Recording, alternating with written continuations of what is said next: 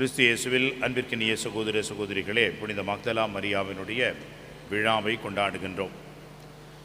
ஏறக்குறைய 2015ஆம் ஆண்டு வரைக்கும் இந்த விழா, இந்த புனிதருக்குரிய சிறப்பு பகுதி என்பது ஆப்ஷனல் மெமோரியா என்றுதான் இருந்தது. நினைவாகத்தான் நாம் கொண்டாட இருந்திருக்கின்றோம். திருச்சபையினுடைய திருவழிபாட்டு காலண்டர் நாட்குறிப்பிலே இப்படித்தான் இருக்கிறது.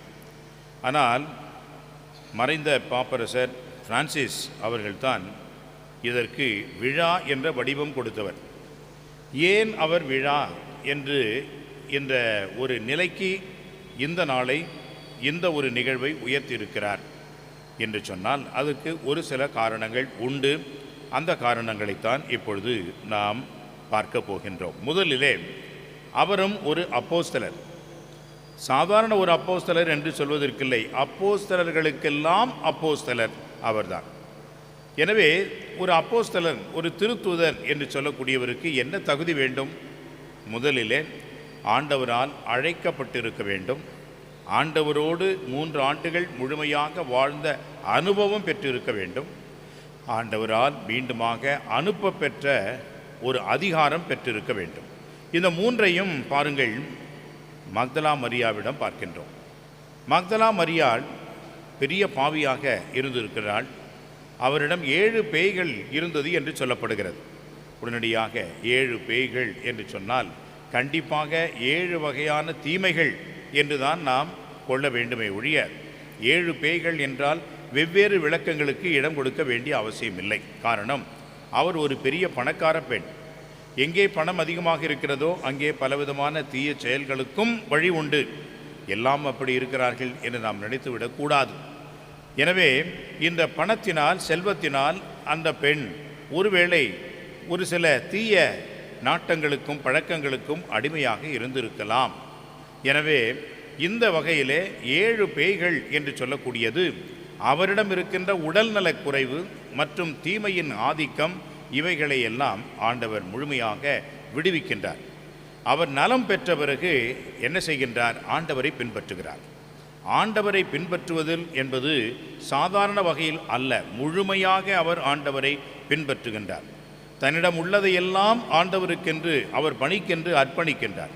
எனவே ஆண்டவரால் அந்த அளவுக்கு ஒரு காந்த சக்தி கொண்டு இந்த பெண்மணியானவள் ஈர்க்கப் பெறுகிறாள், அழைக்கப் பெறுகிறாள். அது மட்டுமல்ல, ஆண்டவரை பின்பற்றினார் என்று சொன்னால் ஆண்டவர் இயேசுவோடு பெண்களும் தொடர்ந்து அந்த நற்செய்தி பணியையும் அவருடைய இறையாட்சி பணியிலையும் பங்கெடுத்தார்கள் என்பது நமக்கு தெளிவாகிறது. அதற்கு ஒரு அத்தாட்சி தான் மக்தலா மரியா. அவரும் ஆண்டவர் இயேசுவோடு சென்றார், அவர் பணியிலே பங்கெடுத்தார். 3வது, உயிர்த்த ஆண்டவரை பார்த்தார். முதலாக பார்த்தார். நான் உயிர்த்து விட்டேன், நான் கலிலேயாவில் இருக்கிறேன் என்று சீடர்களுக்கு சொல், அங்கே என்னை அவர்கள் காண்பார்கள் என்று the first messenger of the risen Christ யார் என்று சொன்னால் மக்தலா மரியா தான். மற்றவர்கள் எல்லாம் அதன் பிறகுதான் பார்த்தார்கள். மற்றவர்கள் எல்லாம் உடனடியாக சென்று அந்த உயிர்த்த ஆண்டவரை அறிவித்தார்கள்.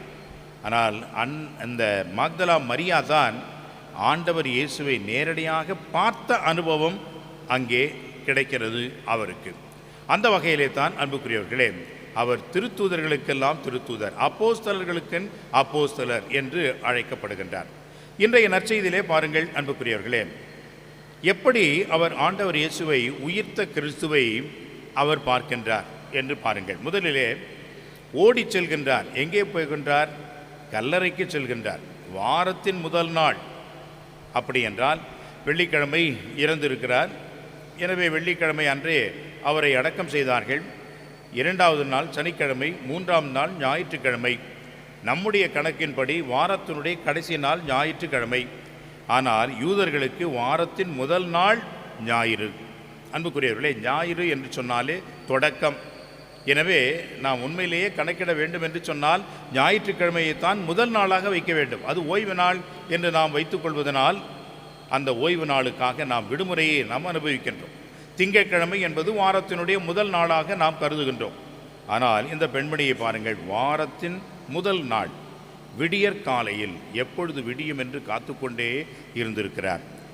இருள் நீங்கும் முன்பே, எத்தகைய ஒரு இருளாக இருந்தாலும் மக்தலா மரியா கல்லறைக்கு சென்றார். அன்புக்குரியவர்களே, மக்தலா மரியா கல்லறைக்கு சென்றார். எதற்காக சென்றார்? இறந்த ஆண்டவரை பார்ப்பதற்காகத்தான் அங்கே செல்கின்றார். எனவே அவருடைய வாழ்க்கையிலே முதன்முறையாக உயிர்த்த கிறிஸ்துவனுடைய அனுபவம் என்பது எப்படி இருக்கிறது என்று சொன்னால், அங்கே ஆண்டவரை காணும். என் ஆண்டவரை யாரோ எடுத்துக்கொண்டு சென்று விட்டார்கள் என்று அழுகிறார்.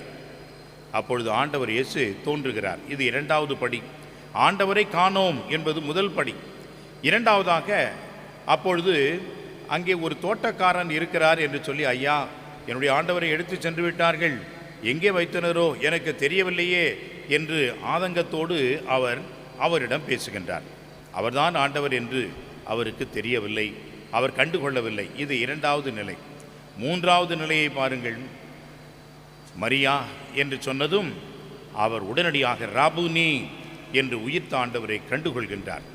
நான்காவது நிலையில்தான், என்னை பற்றி கொள்ளாதே, இனி நீ சென்று இந்த நற்செய்தியை பிறருக்கு அறிவிக்க வேண்டும் என்று சொல்லி அந்த மாதலா மரியாவுக்கு ஆண்டவர் ஒரு அற்புதமான பணியை கொடுத்து அனுப்பி வைக்கின்றார்.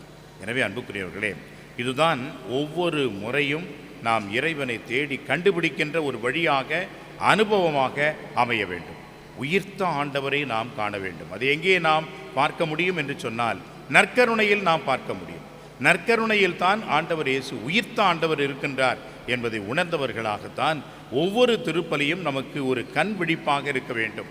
நம்முடைய கண்கள் மத்தியிலே, முன்னிலையிலே உயிர்த்த ஆண்டவர் இருக்கிறார் என்ற அனுபவத்தை இதோ இந்த திருப்பலியிலும் நாமும் மக்தலா மரியாவை போன்று பெற்றுக்கொள்ள தொடர்ந்து இந்த திருப்பலியிலே பங்கெடுப்போம். ஆமென்.